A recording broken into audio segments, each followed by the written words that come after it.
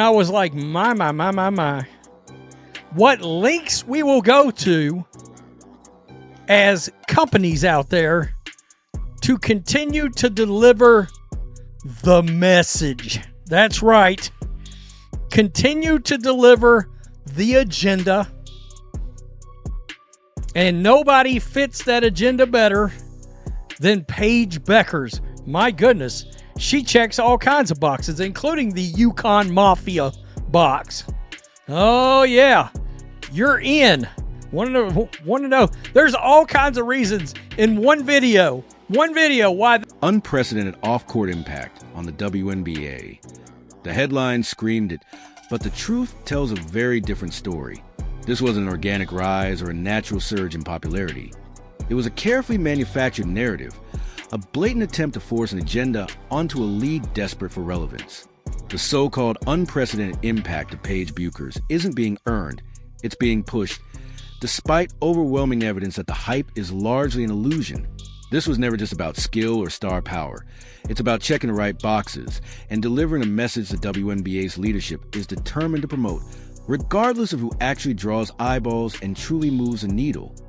Oh, yeah. You're in. Want to know? There's all kinds of reasons in one video why they hate Caitlin Clark and why they love somebody like Paige Bueckers. By the way, that doesn't draw shit on a national level. Just keeping it real. I mean, Lego, and that's what this is about. She's landed a Lego sponsorship. I mean, Lego may as well just taken that money and just lit it on fire. Just light it aflame. Because Paige Bueckers not drawing. The league's commitment to this agenda is astonishing, pouring resources into a player who, frankly, doesn't move a needle on a national level. Sponsors are lining up behind Bueckers, and it raises an obvious question. Is this real market demand or quiet pressure fall in line with preferred WNBA narrative?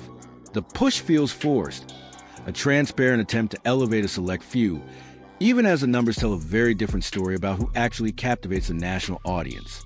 This isn't about developing talent or rewarding impact. It's about promoting a pre-approved storyline.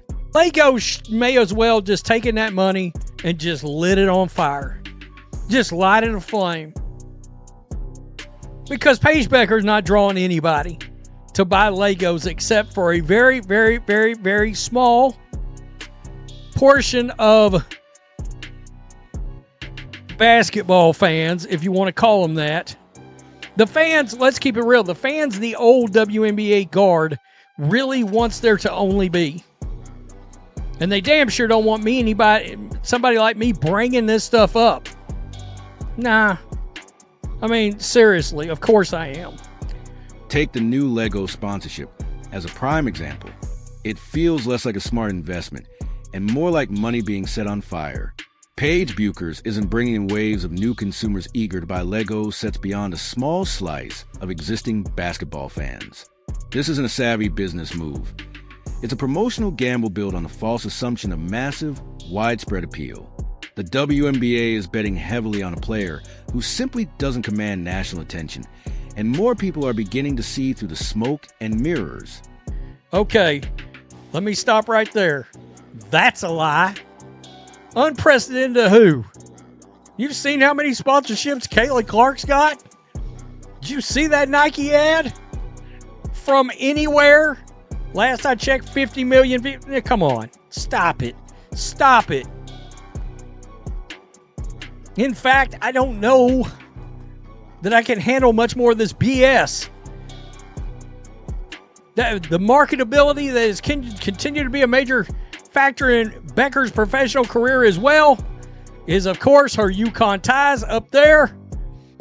The claim that Bueckers is making unprecedented off-court moves becomes laughable when placed next to the undeniable phenomenon of Caitlin Clark. Clark secured a groundbreaking $50 million Nike deal, along with a wave of major endorsements that have reshaped the league's commercial landscape. In that context, how can anyone seriously argue that Bueckers' impact is unprecedented? Clark is shattering records, commanding massive audiences, and signing deals that dwarf anything else in the WNBA. This comparison isn't just flawed, It's deliberately misleading, designed to inflate one player's marketability while downplaying the rise of a truly organic superstar.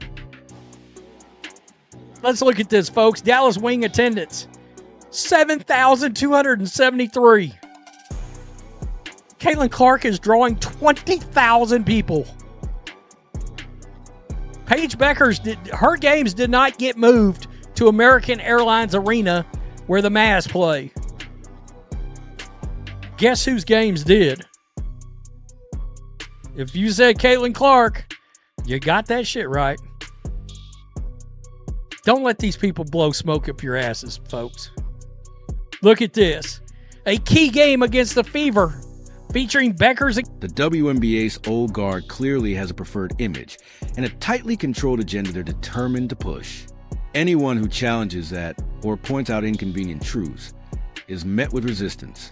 They want a specific type of star, one who fits neatly into their chosen narrative, even if it means ignoring real market forces and what fans actually want. This isn't about growing the game organically. It's about dictating who will be the faces of the league, regardless of whether they genuinely resonate with a wider audience or have a drawing power to match. Paige Bueckers. Guess what? She checks the LGBTQ elemental P box. LGBTQ. Who cares? You know what? The Alphabet Mafia box. Along with the Connecticut, the University of Connecticut box. That is her former teammate. I think her name's Azzy Fudd. Oh, she's interracial on top of it. Oh, the woke. The league's favoritism runs deep, heavily influenced by the so-called UConn network, a powerful system that keeps certain players in the spotlight, regardless of their actual national appeal. Bueckers, with her strong UConn connections, fits seamlessly into this established structure, landing partnerships like CarMax and Fanatics. These deals say less about her individual mass appeal and more about her ties within a system that consistently elevates its insiders, leaving genuinely groundbreaking talents like Caitlin Clark to fight an uphill battle for recognition. They're trying to blow that smoke up your ass. Don't be fooled. Don't be fooled. Look, she's got unrivaled to her whole self. No Asia, no Sabrina, no Sophie, no Angel, and most notably, no Caitlin Clark. No Naphesia Collier now. Unrivaled is Paige Bueckers. Nobody gives a shit about that league. Nobody's talking about it. They start playing in 2 days. Nobody cares. Well, wait a minute now. The contrast in fan engagement is impossible to ignore. A Dallas Wings game featuring Bueckers drew just 7,273 attendees, while Caitlin Clark routinely attracts crowds of 20,000, prompting games to be moved to larger arenas like the American Airlines Center, home to Mavericks. Bueckers' games don't get that level of attention. Clark's do. This isn't merely a difference. It's a chasm that exposes a real viewership gap the WNBA tries to mask. Unrivaled is Paige Bueckers. Narratives. Nobody gives a shit about that league. Nobody's talking about it. They start playing in 2 days. Nobody cares. Well, wait a minute now. How many people do you think would have that circled if Caitlin Clark was playing in that league Monday? I'm just saying. Tell me what you think. That's why we're here. I mean, they hate us already, so what the bleep. Peace, I'm out. Even when Bueckers shares a court with Caitlin Clark, the league's agenda is crystal clear.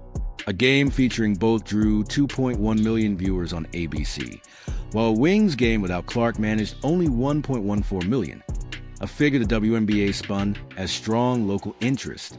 This selective reading of the numbers highlights a desperate attempt to inflate Bueckers' appeal while ignoring the fact that Clark is the true driver of national viewership. The league's fixation extends beyond basketball performance, heavily influenced by demographic checkboxes that Bueckers reportedly fulfills, shaping her into a pre-approved star. The recent Lego sponsorship only underscores the strategy. A promotion material suspiciously adorned in Iowa Hawkeye colors, a subtle attempt to co-opt Clark's massive fan base.